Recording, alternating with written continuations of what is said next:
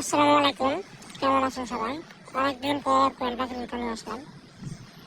এতদিন ভিডিও আনতে পারিনি কারণ পাখি ছিল না। আজকে গতকালকে রাত্রে অনেকদিন পর পাখি নিয়ে আসছি। আমার ফেসবুক পেজে কিন্তু আমি রেগুলার আপডেট দিয়ে থাকি বিভিন্ন পোস্টের মাধ্যমে, তো আপনারা ওইখানে কানেক্টেড হতে পারেন পাখি রিলেটেড আপডেট পাওয়ার জন্য, বা অন্যান্য যে কোনো রিলেটেড আমি কেন ভিডিও দিই না বা কেন লেট করতেছি এগুলো ওইখানে আপডেট দিই। গতকালকে পাখিগুলো আছে, এখানে পাখি আছে অবশ্যই জাপানিজ কোয়েল, আর বয়স এগুলো 17 দিন। আজকে 18 তারিখ, মানে বয়স 18 দিন। ডিসেম্বর মাসে 1 তারিখ থেকে এদের বয়স পালন করা হয়, মানে ওই দিনে এরা হাসি মিশে পড়ছে। তো দেখেন, আমার কাছে কিন্তু 18 দিনের পাখি হলে পাখি অনেক বড় হয়, কিন্তু এখানে পাখি কিন্তু অনেক ছোট, কিন্তু অনেক ছোট। সমস্যা নাই, এগুলা যেহেতু হ্যাচারিতে ছিল এখানে প্রচুর পাখি।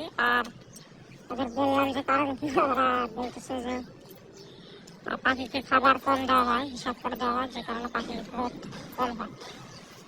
তো আমার কাছে তো আর হিসাব থাকবে না, তো খাবার ইচ্ছা মতো খাবে, সমস্যা নাই, দ্রুত গ্রোথ আসবে। এখন এদেরকে খাবার হিসাবে আমি দিতেছি হলো ব্রয়লার গোয়ার। অনেকে বলতে পারেন কেন ব্রয়লার গোয়ার দিতেছি। আসলে আমার কাছে সোনালি স্টার্টার বা ব্রয়লার স্টার্টার কোনোটাই নাই, ঠিক আছে? তো ব্রয়লার গোয়ারটা আমি গুঁড়া করে এদেরকে দিচ্ছি। আজকে আমি সোনালি স্টার্টার বা ব্রয়লার স্টার্টার যে কোনো একটা আনবো, আনার পর এদেরকে কাছে দেবো। এখানে টোটাল 19টা পাখি আছে। আর এখন থেকে অবশ্যই মেল ফিমেল ভাগ করা হবে, কারণ এখানে অনেক পাখি, তো এখানে এতগুলো পাখি রাখা যাবে না। আর রাখা গেলেও এখানে সবগুলো মেল পাখি হবে না, বা ফিমেল পাখি হবে না, কারণ ছোট পাখি বোঝা যায় না মেল ফিমেল। এর জন্য আমি বেশি করে আনছি। আমার উদ্দেশ্য ছিল 10-12টা পাখি রাখা। তো দেখি এখানে কতগুলো কি হয়, তারপর এরকমই থাকবে, 10-12টাই থাকবে, বেশি থাকবে না। আনার পর একটা জিনিস খেয়াল করে দেখলাম পাখিগুলো ঠান্ডা লাগছে, সাথে সাথে অ্যানামাইসিন দিয়ে দিলাম। আর পাখিকে এই শীতকালে অ্যানামাইসিন আসলে প্রতি সপ্তাহে দেওয়া উচিত, কারণ পাখির ঠান্ডা যে কোনো টাইমে লাগতে পারে। ঠান্ডা লাগলে কিন্তু পাখি বাঁচানো একটু কঠিন হয়ে যায়। এখানে আমি অ্যানামাইসিন দিচ্ছি, রোদে রাখছি, রাত্রে লাইটে রাখছি। তো ভালো যত্ন করতে হবে শীতকালে পাখি। তো এইসব বিষয় খেয়াল রাখবেন। শীতকালে অবশ্যই অ্যানামাইসিন দেওয়ার চেষ্টা করবেন, আর গরম জায়গায় রাখবেন। কোয়েল পাখির ঠান্ডা ক্ষতি হয়, গরমে না। তো পাখিগুলো যেখানে রাখছিলাম রাতে ওইখানে নিয়ে আসলাম, একটু রোদে নিয়েছিলাম। রোদে সবসময় তো নেওয়া হয় না, আর রোদে নিলে ওইখানে পাখি টাখি অনেকে ডিস্টার্ব করে। আর আমার এখানে গরম, সমস্যা নেই, অত ছোটো পাখি না, রোদে রাখতে হবে না। আমার এখানে লাইটের ব্যবস্থা আছে, খাঁচার ভিতরে লাইট দিয়ে রাখছিলাম, এখন আপাতত লাইট সরাই রাখছি। আর পানি দেওয়ার সময় ওই যে দেখেন পানির পাত্রের যে গোড়া ইয়াটা আছে, ওটার ভিতরে আমি কিছু পাথর দিয়েছি। পাথর দেওয়ার কারণ কি, ওখানে পাখি গিয়ে পাখি উল্টে যায়, উল্টে গেলে পাখিটা মারা যায়। বা ওখানে অনেক পাখি ছোট হলে ওখানে গিয়ে পড়লে আর উঠতে পারে না।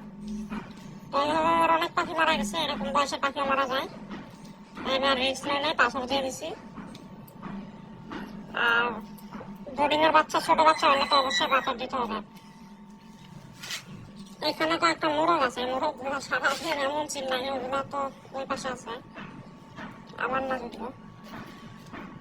এখানে পাখি যে এগুলো খাইতেছে গোয়ার খাবার। অনেকে হয়তো ভাববেন যে গোয়ার খাবার খাবে না, বা খাইলে কি কোনো সমস্যা হবে কিনা। না, চাইলে আপনি ব্রয়লার গোয়ার বা সোনালি গোয়ার দুইটাই খাওয়াতে পারেন, তবে এগুলো পাখি বড় হওয়ার কারণে এগুলো খাবে না। আবার পাখি যখন একবারে বড় হয়ে যাবে তখন কিন্তু এই সোনালি গোয়ার খাইতে পারবে, একবারে যখন ডিম রানিং পাখি হয়ে যাবে। কিন্তু এখন খাইতে পারবে না, এখন গুঁড়া করে দিলে খাইতে পারে। তবে এটা খাওয়ালেও রেজাল্ট সেম, কোনো সমস্যা নাই। আর সোনালি স্টার্টার বা ব্রয়লার স্টার্টার যেটা, ওটা খাওয়ানোই ভালো, কারণ ওটা আপনার গুঁড়া করতে হবে না, ভাত মতো দেওয়া থাকে, ওটা ভালোভাবে খেতে পারে। এটা আবার বেশি পাউডার হয়ে যায় যেগুলো, এগুলো অপচয় হয়। যে ট্রেতে কত খাবার করা আছে, আবার এখানে এগুলো কিন্তু ধানের টুস দিছি। অনেকে হয়তো কমেন্ট করতে পারেন যে এগুলো কি, এগুলো ডয়ারে দিচ্ছি, যে এগুলো ধানের টুস, ঠিক আছে? তো এগুলা বিভিন্ন যারা ধান ইয়ে করে, চাষ করে, তাদের সাথে আপনি কন্টাক্ট রাখতে পারেন। যদি লাগে 1 বস্তা 2 বস্তা নিয়ে রাখবেন, সারা বছর চলবে। যেমন এখানে আছে অনেক, এখান থেকে নিয়ে নিয়ে আমি দেই। এগুলো বেশি দিন রাখলে একটা পোকা হয়ে যাবে, কালো কালো উকুনের মতো। ঠিক আছে, এই পোকা এগুলা কোনো প্রবলেম নাই, পাখিরা দিলে এগুলো পাখি খেয়ে ফেলবে। তো পাখির চেহারা আমার কাছে একদমই ভালো লাগতেছে না, এই যে এটা পাখা ঝুলে গেছে। তো এগুলার কিছু করার নাই, এই বয়সে ছাড়া উনি পাখি দিবেও না। আর জিরো বাচ্চা নিতে বলতেছে, তাই আমি ভাবলাম জিরো নিলে আরো বেশি ঝামেলা, কার্টুন দিয়ে রাখতে হবে, ব্রুডিং করতে হবে। আর আমি অলরেডি জিরো বাচ্চার অনেক ভিডিও আপলোড করছি ব্রুডিং এর, ওইগুলো আপনারা দেখে নিতে পারেন যারা জিরো বাচ্চা কিনবেন। আর একটা বিষয়, আমি কোথা থেকে পাখি কিনছি এগুলো আমাকে জিজ্ঞেস করবেন না, কারণ কি আমি ট্রাস্টেড সোর্স হলে অবশ্যই বলি। তো যার কাছ থেকে পাখি এখন আনছি তার কাছ থেকে আমি এর আগে কখনো পাখি আনিনি। আর কথাবার্তা যা বুঝলাম সেও নতুন খামারি, ঠিক আছে, একদমই নতুন, 1 বছর ধরে পাখি শুরু করছে। তো ওই ক্ষেত্রে আমি আন্দাজে আপনাদের সাজেস্ট করতে পারি না, কারণ পরে আপনারা কিছু বলে আমাকে দোষেন। আপনারা নিজ মতো পাখি খুঁজে নেন, তারপর কোনো সমস্যা হলে আমাকে বলেন, সমস্যা নেই। কিন্তু আমি ভাই পাখি কোন খামার থেকে আনছি, কোন লোকেশন, এগুলো আমি বিস্তারিত বলতে পারবো না। একটু ঝামেলা হয় অনেক, ওটা রিস্ক নিয়ে বলতে হয়। এরকম পরিচিত খামার আমার নাই যেটা রিস্ক নিয়ে আমি আপনাকে বলবো। তো আমার কাছ থেকে পাখি নেওয়ার কোনো চান্স নাই আপাতত। পাখির যদি ভবিষ্যতে ডিম টিম ফোটায় তখন নিতে পারবেন। আপাতত এখানে অল্প কয়েকটা পাখি আছে, এগুলো কেমন দেয়। তো আজকের ভিডিওতে আর কিছু তেমন বলার নেই, নেক্সট টাইম পাখির অন্যান্য বিষয়ে ভিডিও পাবেন ইনশাল্লাহ।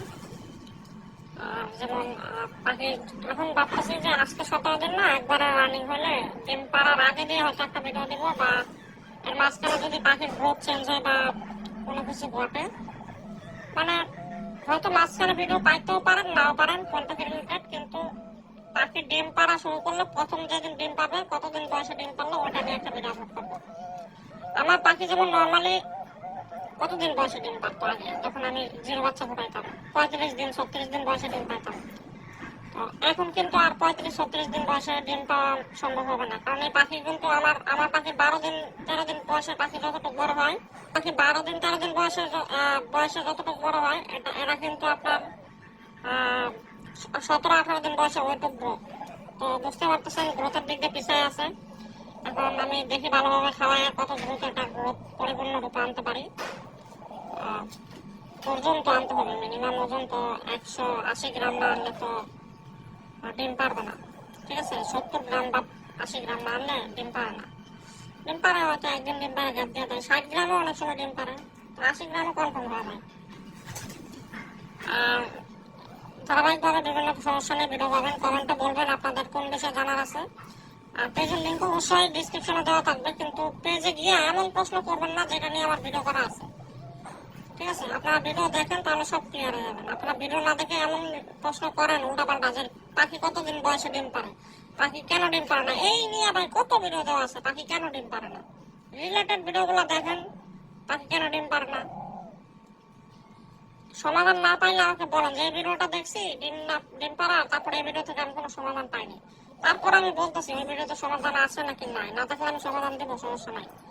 তো বুঝে শুনে মেসেজ দিন, যা পাখির জন্য মেসেজ দিন না, পাখি আপাতত নাই। ধন্যবাদ সবাইকে, ভালো থাকবেন, আসসালামু আলাইকুম।